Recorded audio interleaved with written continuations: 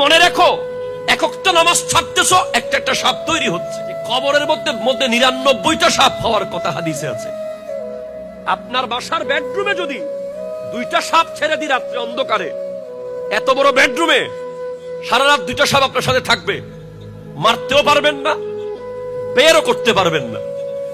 আপনি সারা রাত ঘুমাইতে পারবেন? এত বড় ঘরের ভিতরে ঘুমাইতে পারবেন? অন্তত ঘরের ভিতরে তো আপনি এই পাশ থেকে ওই পাশে দৌড়ে যেতে পারবেন। সাপ এদিক থেকে আসলে ওইদিকে যাবেন, এদিক থেকে আসলে ওইদিকে যাবেন। কিছুক্ষণ সাপ থেকে বাঁচার সুযোগ আছে, দুই পাশ থেকে এসে গেলে আত্মবাঁচার সুযোগ নাই। যতটা গুনাহ হবে ততটা সাপ হবে, এটা মাথায় রাখবে।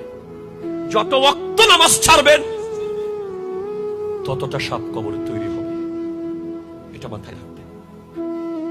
সবগুলো সাইজ একই রকম নাও হতে পারে, সবগুলো মিলিয়ে একটাই হতে পারে, সবগুলো সাইজ মিলিয়ে।